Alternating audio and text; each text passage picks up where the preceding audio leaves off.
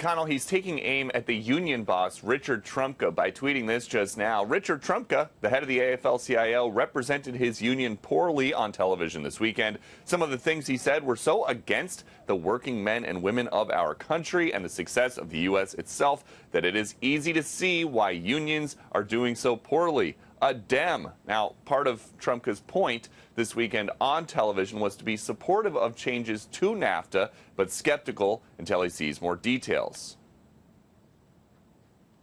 We haven't seen whole chapters of the thing. We're anxious to move forward with it and anxious to have all three countries involved, because NAFTA has had a devastating effect on the working people of this country for the last 25 years.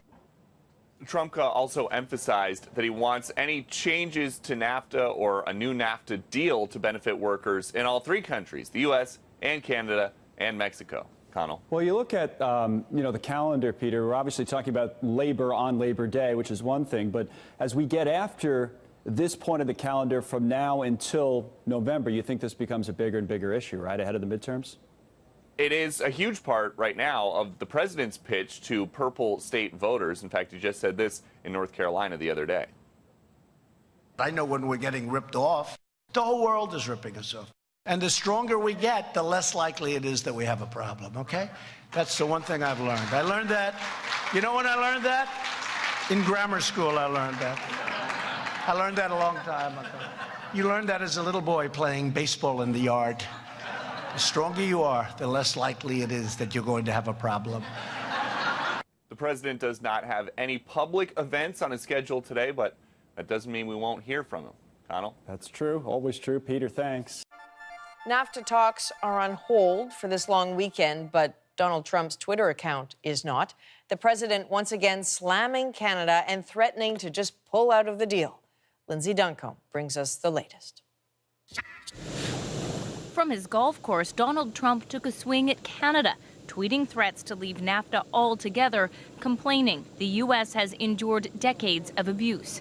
The Canadian response? Our philosophy is keep calm and carry on. There is a sense that we can get it across the finish line, but there's a certain degree of volatility amongst certain of the key players. By key players, he means the president himself. Trump campaigned on scrapping NAFTA, and he doesn't seem to be the type to accept a reasonable compromise. In Donald Trump's mind, Canada needs to surrender.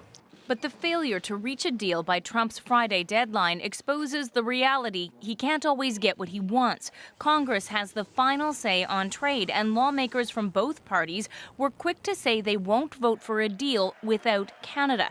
There's also support for Canada from business leaders, farmers, and unions. Our economies are integrated. The three countries in North America, the economy's pretty integrated. And it's pretty hard to see how that would work without having Canada in the deal. As for Trump's threat to pull out of the deal entirely, he can't do that quickly or easily either. Congress needs 6 months' notice. And many worry if Trump does impose tariffs on Canadian vehicles as he has threatened, the integrated economy means American workers would lose their jobs. I think the president has this wrong and he's playing with fire.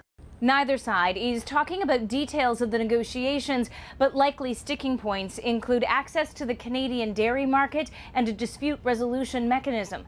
Talks resume here in Washington on Wednesday. The CBC's Lindsay Duncombe in Washington tonight. So as she told us, there's no way to know how this will conclude. But what if worst came to worst and Canada was just left out of NAFTA? Well, there might be a safety net. Some experts think the old Canada-U.S. trade agreement would come back into force. Others say that's not a sure thing, might even require a presidential order. So what might a post-NAFTA world look like? Well, a report from RBC says some industries have so much cross-border integration they couldn't unravel it quickly. Tariff hikes would likely hit corporate profits and consumer prices sooner than workers.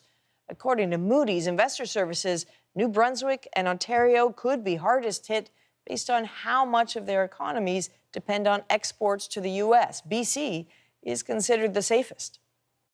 All right, President Trump slamming stalled trade talks with Canada. The president tweeting, "We shouldn't have to buy our friends with bad trade deals and free military protection." And while some criticize the approach, shouldn't President Trump be praised for his tough talk? Here to react is Dr. Sebastian Gorka. He's a Fox News national security strategist and former deputy assistant to President Trump. Dr. Gorka, happy Labor Day to you. And to you, Griff. What do you make?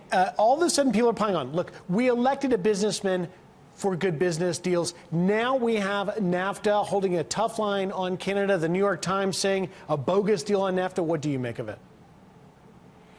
I think people have to remember that there's a reason America elected a person who'd never been a politician before. The elections of 2016 are what I call the revenge of common sense. How is it that you can have a country like, just two examples, Griff. You have a country like Canada that says it's our friend and is an ally, member of NATO. One example, it has a tariff on our dairy products that's almost 300%. Is that what friends do to each other? Or take the EU. We've been protecting Europe since NATO was created in 1949. And when we want to import a car into the European Union, they put a tax on that that's almost 4 times what we put on European vehicles coming into the United States. Is that what friends do? No. The president has come along and he's just said, this is wrong. We need to fix it. And in his recent tweet, he said, we have to stop decades of abuse. And it's about time, and he's absolutely right. I want to turn, Dr. Gorka, to one other story, and that is the funding for Pakistan, the DOD, $500 million pulled by Congress in March. The administration saying they're going to cancel $300 million. What do you make of that situation? Well, I was inside that issue as a DOD employee. I spent 6 years as a professor inside the Department of Defense teaching our friends, our partners, and our allies. And it was a problem back then. We were paying Pakistani officers to come to the United States to be taught in our institutions. And these people, in many cases, were not our friends. They were sympathetic to the jihadists. You look at the history of Pakistan with groups like the Taliban.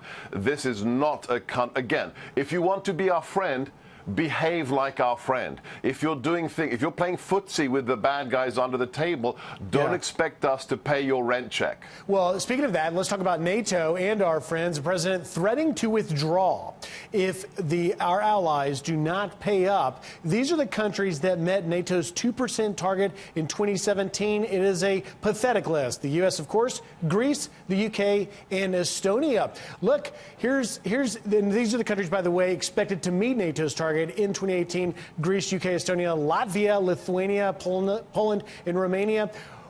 Is it your sense that the president should hold this line to threaten to withdraw? Would you be a member, Griff, of a club? Would you join a club where 80% of the members don't pay their dues and you are expected to foot the bill for their membership? Of course you wouldn't. You wouldn't stay in that club. You'd either leave the club or you'd say, come on, guys, if you value this club, let's pay all of us together our fair dues. How is that not common sense? How is that not the right thing to do? Yet again, the president applying business sense, applying common sense, always in the interests of the American people and the taxpayer. Dr. Sebastian Gorka, you put it very clearly. Sounds like a bad deal to me. It'll be fascinating to see what the president does, and particularly how NAFTA plays out. A lot at stake here. Thank you very much. Have a happy Labor Day.